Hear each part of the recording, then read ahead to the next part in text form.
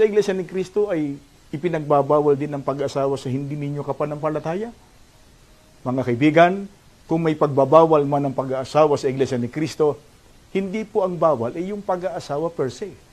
Ang pagbabawal po sa Iglesia ni Cristo ng pag-aasawa sa hindi kapanampalataya.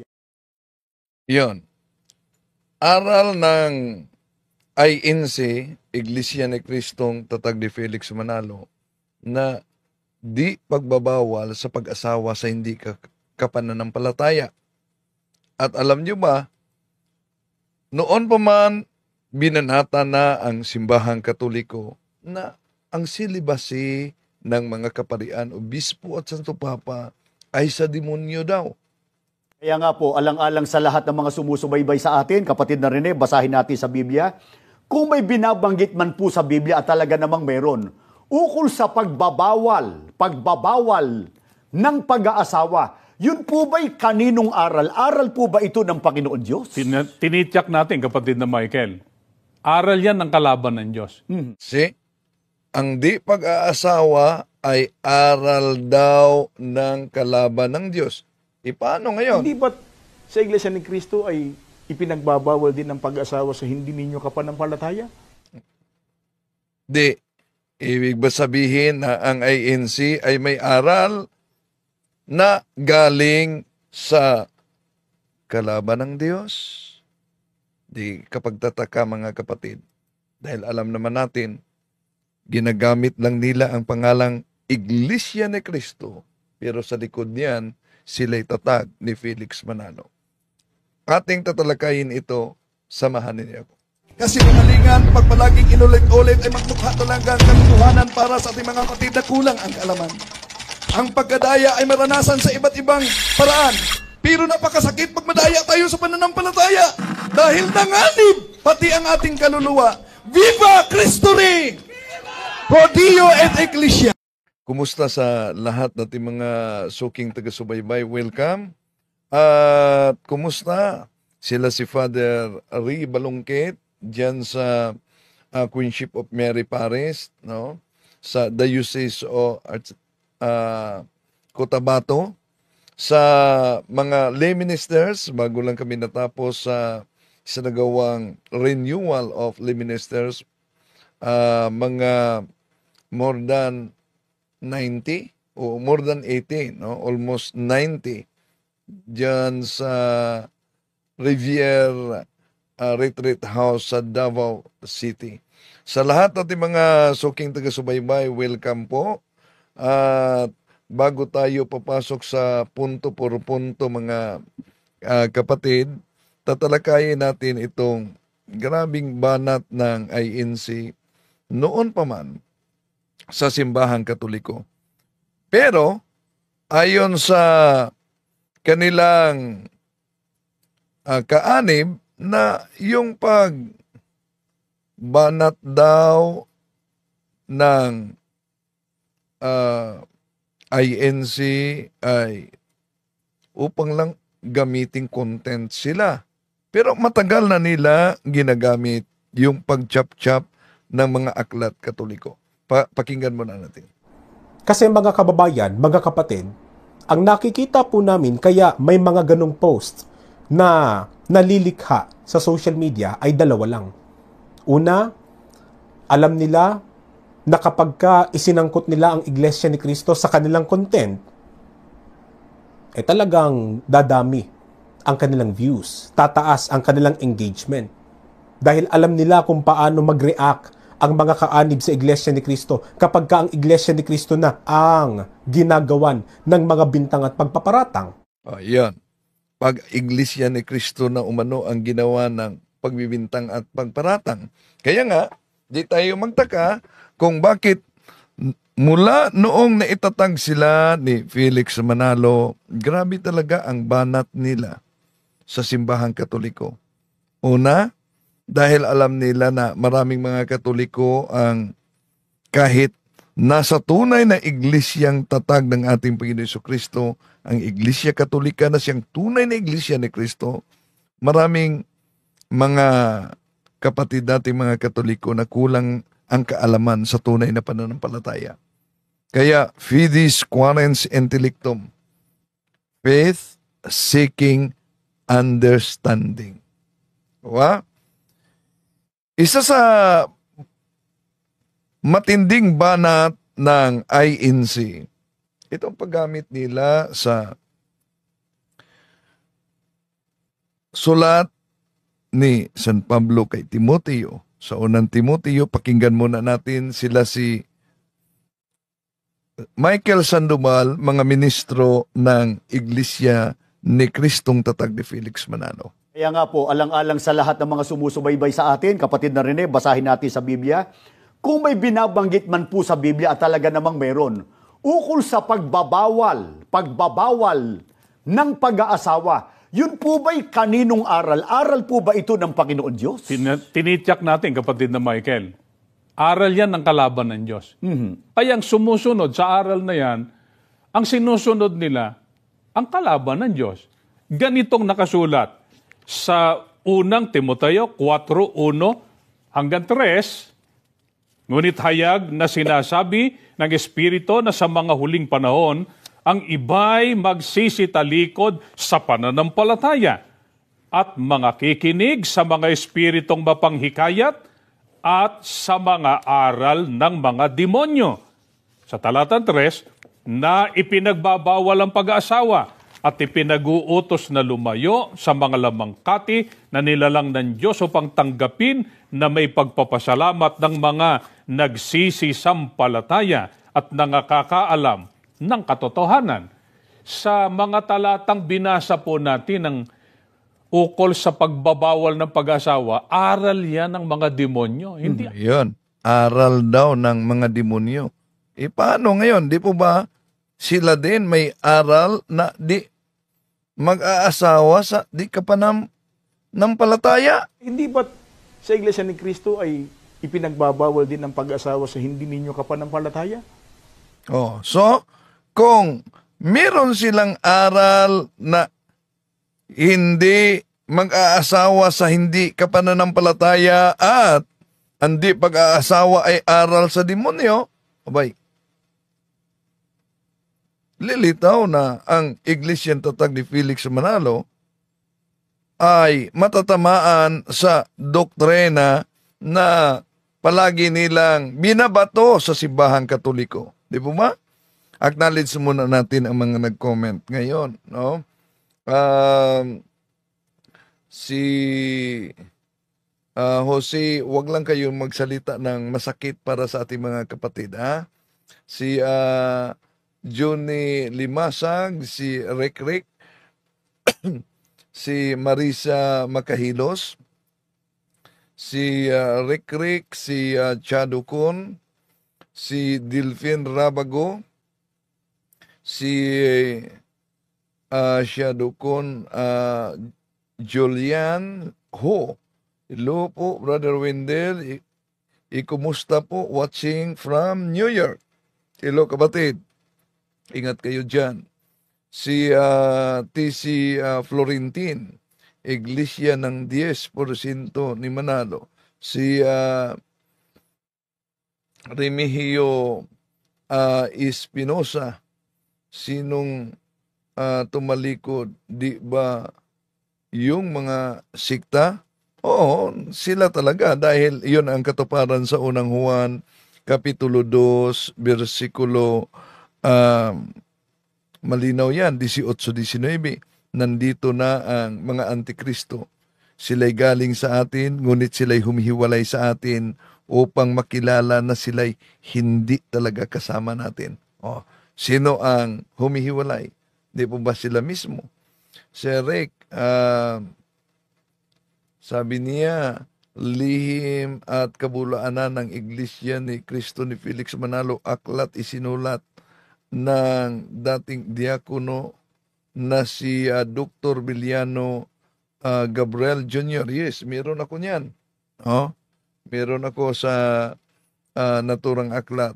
Si Lynn Aiko Ihel, hello kapatid. Si Leslie Valdez, good evening bro Wendell. At Roberto Liada, hello po kapatid. Maraming salamat sa suporta. at sa ating mga kapatid yan sa pananampalataya at katuwiran, si Bini Borromeo sa Albay, Robert Pagadwan, si Joseph ni Valdez sa Negros Oriental, Julieta Padilla sa Japan, si Junjun Costelias. Okay. Sa lahat ng ating mga kapatid na sumusubaybay sa ating live streaming. Okay. Sa pagkakataong ito mga kapatid, atin ng tatalakayan. Bago lang kami nakarating, maraming salamat yan sa mga kapatid natin sa Digos. No? Galing kami sa Davao. Nagsagawa ng renewal ng mga lay minister sa Queenship of Mary Parish ni Father Ray Balungkit. Maraming salamat po, lalo na sa mga kapatid nating mga lay ministers. At sabi ni Father Ray, kita-kita pa tayo dyan sa kanyang parokya sa Queenship of Mary. No? Kita-kita pa tayo dahil sa mga katikista at sa mga parokyano. At ngayong Pizza 8, nasa Kaliangan, Ifugao ako, no? Sa parokya ni Father Braille. So, kita-kita tayo mga kapatid yan sa Ifugao. No? Sa Kanyangan ba yun? Kanyangan? No. Si Mad Superman, si Sir Rick, Davao to Usamis, malapit lang po ba, Bro Windel? Davao to Usamis, kapatid, mga 8 oras ang biyahe po. No? Mas malayo, Davao going to Malaybalay, Bukidnon. Pero usually, dadaanan kami sa Davao going to Sultanaga di Mapuro, dadaan kami sa Cotabato. Yon ang mas madali kumpara sa Malaybalay, Bukidnon. Sa lahat ng ating mga kapatid na sumusubaybay sa ating live streaming, welcome po, Junjun Palto, Rosario Pulido, nagsubaybay sa atin dito. Tuloy natin mga kapatid sa pagkakataon ito, itong paggamit nila sa unang Timoteo kapitulo 4, ginagamit ito palagi ng INC sa pagtuligsa sa pananampalataya at ipaparis nila yung aklat na pananampalataya ng ating mga ninuno at siya ang inyong pakinggan ang aral katoliko, no? Para ipagtagpi-tagpi nila sa kanilang doktrinang imbento lamang ng tao upang ipalitaw na ang simbahang katoliko at out of context naman sila. Pakinggan muna natin. Balik, ha? Kaya nga po, alang-alang sa lahat ng mga sumusubaybay sa atin, kapatid na Rene, basahin natin sa Biblia. Kung may binabanggit man po sa Biblia at talaga namang meron, ukol sa pagbabawal ng pag-aasawa, yun po ba'y kaninong aral? Aral po ba ito ng Panginoon Diyos? Tinityak natin, kapatid na Michael. Aral yan ng kalaban ng Diyos. Kaya ang sumusunod sa aral na yan, ang sinusunod nila, ang kalaban ng Diyos. Ganitong nakasulat sa unang Timoteo 4:1 hanggang 3, ngunit hayag na sinasabi ng Espiritu na sa mga huling panahon, ang iba'y magsisitalikod sa pananampalataya at mga kikinig sa mga espiritong mapanghikayat at sa mga aral ng mga demonyo. Sa talata 3, na ipinagbabawal ang pag-aasawa at ipinag-uutos na lumayo sa mga lamangkati na nilalang ng Diyos upang tanggapin na may pagpapasalamat ng mga nagsisisampalataya at nangakakaalam ng katotohanan. Yon ang ginagamit nila. Talata para banatan ang pananampalataya ng simbahang Katoliko lalo na sa silibase. Acknowledge natin si Joy Sivan Cabasis watching from Carmen Annex, Osami City. God bless sa lahat ng mga nanonood live na ito. Okay. Si Reader, hello po. Ako as lang po, Bro Wendell, kailan po online blessing? Baka mamaya. Si Luz Biminda Piedad, baka mamaya may blessing si Father. Antabayanan ninyo, ha? Baka mamaya. Okay. So, para pagtagpi-tagpiin, ginagamit nila itong aklat Katoliko na pananampalataya ng ating mga ninuno ni James Cardinal Gibbons, at ito ang ginagamit ng mga ministro. Ang pamagat nito ang pananampalataya ng ating mga ninuno. Ang aklat na ito ay sinulat ng Cardinal James Cardinal Gibbons. Siguro po, pinakamaganda, ipakita natin yung mismong larawan ng kardinal doon sa first page nung nasabing aklat. Etong kanyang larawan, tinagalog po ito ni Rufino Alejandro. Meron po itong mga kaukulang pagpapatibay. May nihil obstat, may imprimatur, makatwid, official na aklat ito ng Iglesia Katolika. Opo. Ang babasahin po natin ay pahina 396. Ang disiplina ng Iglesia, ang tinutukoy, Iglesia Katolika, ay ipinatupad buhat pa sa pasimula sa pamamagitan ng pagbabawal sa mga saserdote. Ang tinutukoy na saserdote, mga pare, na mag-asawa pagkatapos na sila'y maordinan. Yan ang ginamit nila. Pero may iniwasan nila sila dito, mga kapatid. No?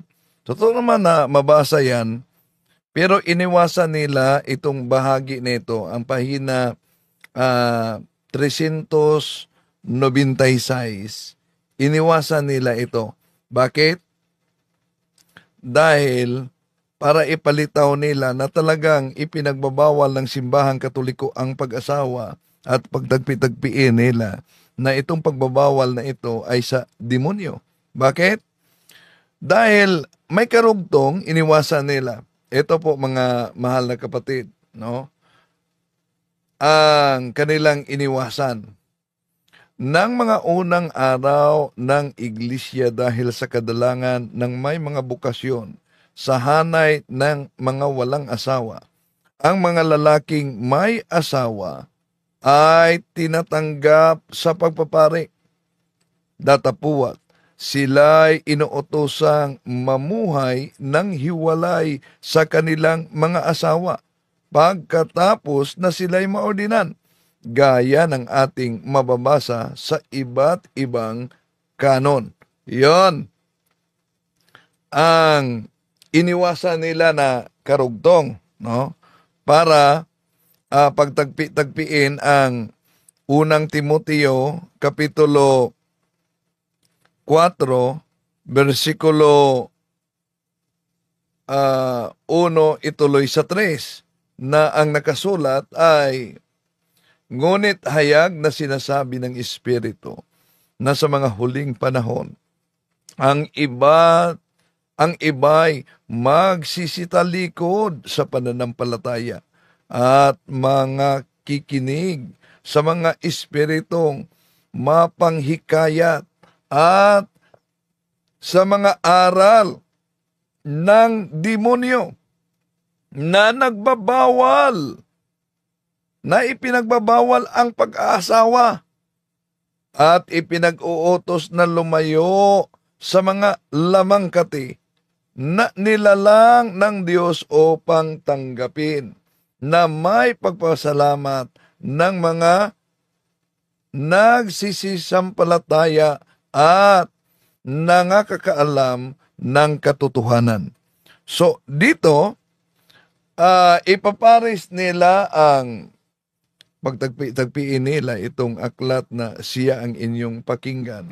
Dahil ang nakasulat kasi maliban na ipinagbabawal ang pag-asawa, ipinag-uutos na lumayo ng lamangkati lumayo ng lamang kati, lalo na ngayong Marso 5 mga kapatid. Di ba? As Wednesday na, may fasting na tayo. At ito ang nakasulat sa pahina 139 sa aklat na ginagamit nila. Ang ikalawang utos ng Santa Iglesia ay mag-ayuno at huwag kumain ng anumang lamang kati o karne sa mga araw na ipinagbabawal niya. Yan. Kaya, pagtagpi-tagpiin nila itong dalawang aklat, ang una, ang pananampalataya ng ating mga ninuno ni James Cardinal Gibbons, nga na ang sabi, ang disiplina ng Iglesia Katolika ay ipinatupad buwat pa sa pasimula sa pamamagitan ng pagbabawal sa mga saserdote na mag-asawa pagkatapos na sila'y maordinan. Yan. At iniwasan nila, ulitin natin, yung karugtong sa naturang aklat, ito na pinakita ko sa inyo ng unang mga araw ng Iglesia dahil sa kadalangan ng mga bukasyon sa hanay ng mga walang asawa, ang mga lalaking may asawa ay tinatanggap sa pagpapari. Datapuat, sila'y inuutosang mamumuhay ng hiwalay sa kanilang mga asawa pagkatapos na sila'y maordinan, gaya ng ating mababasa sa iba't ibang kanon. Yan. Pinutol nila ang naturang sulat para igiit na ipinagbawal talaga ng simbahang Katoliko. Una, tandaan natin na yung unang Timoteo Kapitulo 4, kung tingnan natin, out of context sila mga kapatid, dahil kung tingnan natin ang footnote sa Dewey version, kung sino ang tinutukoy ni San Pablo diyan, malinaw na hindi ang celibacy, dahil si San Pablo, wala din siyang asawa. Ito ang mabasa natin sa footnote mga kapatid. He speaks of the Gnostics, the Marcionites, the Incaritites, the Manichaeans, and other ancient heretics who absolutely condemn marriage and the use of all kind of meat, because they pretended that all flesh was from an evil principle, whereas the Church of God, so far from condemning marriage, holds it a holy sacrament and forbids it to none but such as by vow have chosen the better part, and prohibits not the use of any meats whatsoever in proper times and seasons, though she does not judge all kind of diet proper for days of fasting and penance. Yon. Una, sa Biblia, at tingnan natin ang kasaysayan. Alam nyo ba sa kasaysayan mga kapatid? Sa first 3 centuries, ano po ba ang estado sa Kristyanismo, lalo na sa mga kaparian at obispo noon? Ito po sa aklat na The Age of Faith by Will Durant, page 44. In the first 3 centuries of Christianity, celibacy was not required of a priest. He might keep a wife whom he had married before ordination, but he must not marry after taking holy orders. And no man could be ordained who had married 2 wives, a divorce, or a concubine. Yun ang mabasa. Now, ngayon, ang celibacy ba sa Biblia, may mabasa ba tayo mga kapatid na kahit noong unang araw sa lumang tipan ay ang Diyos nagbabawal sa pag-asawa at pagkakaroon ng mga anak? Kung literal talaga ang interpretasyon ng iglesia ni Kristong tatag ni Felix Manalo, sikta na tatag ni Eliseo Soriano, sa unang Timoteo, Kapitulo 4, versikulo 3, lalabas mga kapatid, na ang turo ng Diyos ay para sa kanila turo din ng demonyo. Bakit? Kung sisilipin natin ang lumang tipan, Jeremiah chapter 16 verses 1 up to 2, ito ang mabasa natin. This message came to me from the Lord. Do not marry any woman. You shall not have sons and daughters in this place. See?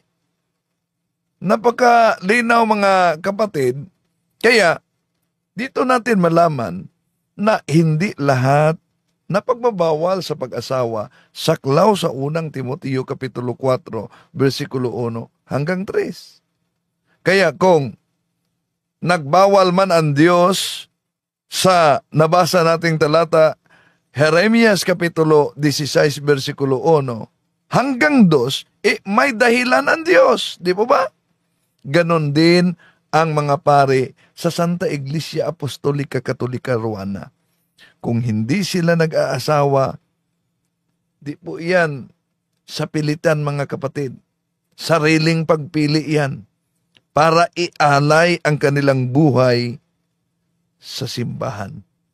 At kung tingnan natin si San Pablo na nagsulat sa unang Timoteo Kapitulo 4, 1-3, kung ang di pag-aasawa ay sa demonyo, abay, lalabas na si San Pablo ay sa demonyo din. Ang tanong, ang ating Panginoon Jesucristo may asawa ba?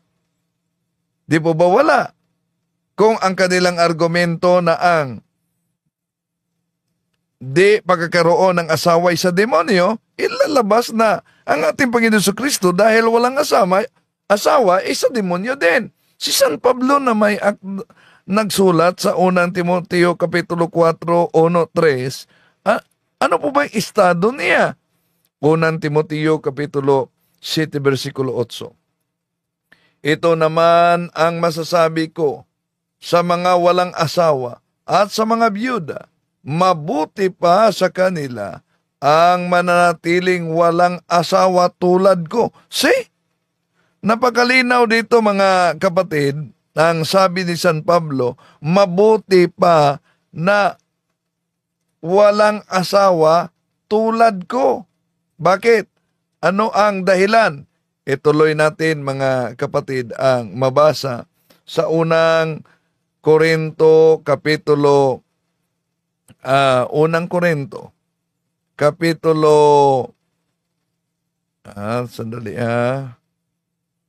tingnan natin sa unang Korinto Kapitulo 7. Okay, mag-adjust muna ako dahil di makita. Okay. Unang Korinto Kapitulo 7, versikulo 32-34. Ano po ba ang mabasa diyan? Ito ang mabasa mga kapatid. Pansinin niyo ang nakasulat, sabi ni San Pablo, nais kong mailayo kayo sa mga alalahanin sa buhay.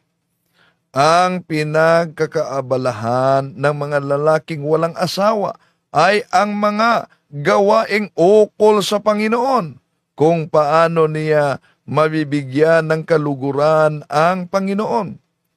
Ngunit, kung ang pinagkakaabalahan ng lalaking may asawa ay ang mga bagay ng sanlibutan ito, kung paano niya mabibigyang kaluguran ang kaniyang asawa. Dahil dito, hati ang kaniyang malasakit. Gayon din naman, ang pinagkakaabalahan ng isang babaeng walang asawa o isang dalaga ay ang mga bagay ukol sa Panginoon, sapagkat nais niyang maitalaga ang kaniyang katawan at espiritu sa Panginoon. Subalit, ang pinagkakaabalahan ng babaeng may asawa ay ang mga bagay sa sanlibutang ito, kung paano niya mabibigyang kaluguran ang kaniyang asawa. See, napakalinaw ang sulat ni San Pablo pagkatapos sasabihin itong mga ministro na ang di pag-asaway sa demonyo at yung pag-ayuno, ibig sabihin, meron tayong fasting, meron tayong abstinence. Ang abstinence, yun pwede pagkain ng karne tuwing Biyernes sa buong taon. Nasa canon law natin yan. At lalo na sa Miyerkules, ngayong Miyerkules, no? Ash Wednesday.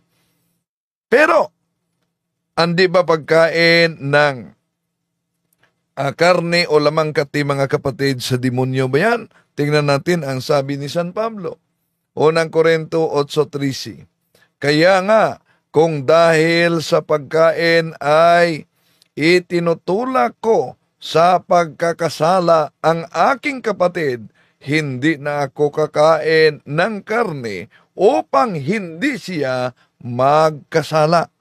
So, may pagkataon na si San Pablo hindi kakain ng karne upang hindi magkasala. Ibig po ba sabihin, mga kapatid, na sa demonyo na yan?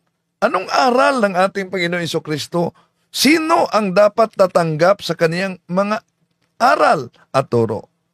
Ayon sa Matthew chapter 19 verse 12, for there are different reasons why men cannot marry.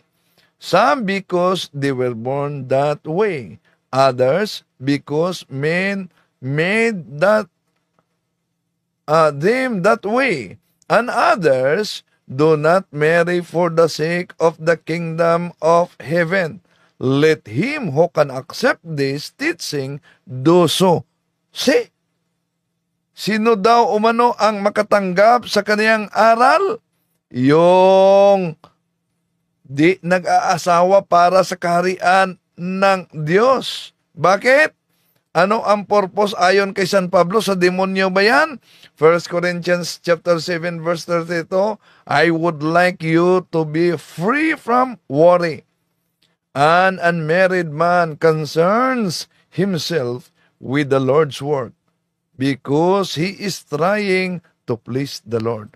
Yon pala, mga kapatid, kung bakit merong tinatawag na vow of celibacy ang ating mga kaparian at obispo. Kaya tugma at tupad talaga sa ating mga kaparian ang San Mateo Kapitulo 19 versikulo 12 at ang unang Korinto Kapitulo 7 versikulo 32, lalo na sa ating mga kamadrihan na may vow of celibacy dahil pinili nila iyon alang-alang sa Diyos. Hindi po alang-alang sa demonyo, ha?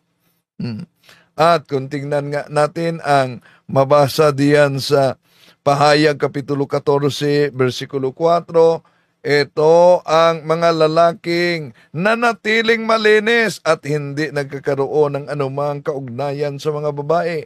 Sumusunod sila sa kordero saan man sila nagpunta. Sila'y tinubos mula sa buong sangkatuuhan bilang mga unang handog sa Diyos at sa kordero. See? Napakalinaw ang mabasa, mga kapatid, sa naturang talata na may mga lalaking hindi nagkaroon ng anumang kaugnayan daw sa mga babae. At sila yung mga sumusunod sa yapak sa ating Panginoon Jesucristo. Di po ba ang ating Panginoon Jesucristo walang asawa? Pinili umano sila mula sa mga tao para maging handog sa Diyos. Ang tanong, sino nga ba yung mga iyon? Di pa ba yan pwedeng tumutukoy sa mga pastor? Hindi yan pwedeng tumutukoy sa mga pastor dahil ang mga pastor may mga asawa. Nagkaroon sila ng kaugnayan sa mga babae. Lalo nang hindi yan pwedeng tumutukoy sa mga ministro ni Felix Manalo. Bakit? Dahil may mga asawa din. Ipinagbabawal lang ng INC na magkaroon ng asawa kung sila'y nag-aaral pa sa pagkaministro. Ngayon, kung ang kanilang doktrina ay dapat mabasa sa Biblia, asan mabasa na pag nag-aaral ka sa pagkaministro ay bawal mag-asawa? Di po ba? Meron bang mabasang ganyan? Wala naman.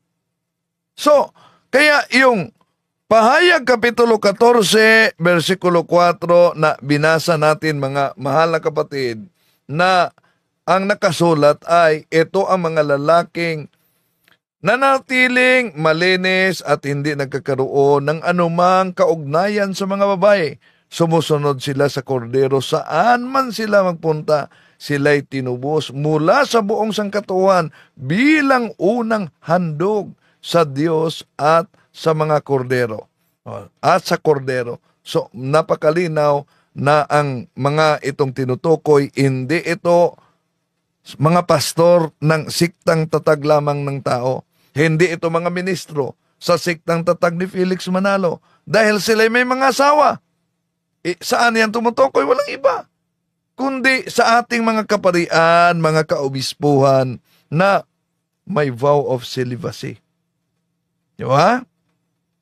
Sila'y pinipili nila yan dahil sabi ni San Pablo na basa na natin, tandaan natin si San Pablo ay pare. Pare si San Pablo. No? At maliban na siya ay pare, tinawag siya ng ama sa pananampalataya. At maliban na siya ay tinatawag na ama ng pananampalataya, ayon sa unang mga taga-Korinto 7:8, ito naman ang masasabi ko sa mga walang asawa at sa mga biyuda, mabuti pa sa kanila na manatiling walang asawa tulad ko. Kaya mga mahal na kapatid, inaanyayahan namin kayong magsuri sa tunay na iglesia. Ang iglesyang iniwan ng iba't ibang mga siktang tatag lamang ng tao sa ating panahon ngayon. Alin po ba ang pipiliin ninyo? Ang Iglesia Katolikang siyang tunay na iglesyang tatag ng ating Panginoon Jesucristo o ang iglesyang tatag lamang ng tao? Dahil layunin talaga ng demonyo na mailayo ka sa tunay na iglesia. Dahil sa tunay na iglesia, nandito ang mga sakramento. Nandito ang Eucharistia, ang pagkain ng ating kaluluwa. Na kung di makakain ang ating kaluluwa sa Eucharistia, sa katawan at dugo ng ating Panginoon Jesucristo, Juan Kapitulo 6:53, mga kapatid, 58, mamamatay ang ating kaluluwa. Ang dami ng mga kapatid natin na iniwan ang tunay na pananampalataya. Katuparan sila sa unang Juan 2:18, nandito na ang mga antikristo, sila'y galing sa atin, ngunit sila'y humihiwalay sa atin upang makilala na sila'y hindi talaga kasama natin. Kaya, makita ninyo, binabanatan ng iba't ibang sikta, hindi lang ang mga siktang tatag ng tao, kundi pati na sa siktang tatag mismo ni Anton LaVey. Ano ba yung sikta na yan? Walang iba, kundi ang Satanic Church. Ang mga aral ng Simbahang Katoliko ay mariing itinakwil ng Satanic Church ni Anton LaVey. Kaya mag-isip-isip na kayo. Ang sign of the cross, veneration of the saints, sacraments, sacred images, yon ang binanatan ng Satanic Church. Ang tanong, di po ba, kahit Iglesia ni Cristong tatag ni Felix Manalo, Church of Christ na tatag ni Alexander Campbell, ang Seventh-day Adventist na tatag ni Ellen Goldwhite at iba pang sikta, mga born again, di po ba, nagkaisa sila mga kapatid laban sa Simbahang Katoliko? Ba't kaya nagkaisa sila sa Satanic Church na tatag ni Anton LaVey? Isip-isip naman pag may time. To make his message known is our responsibility. So here we are to pledge our lives to the Lord.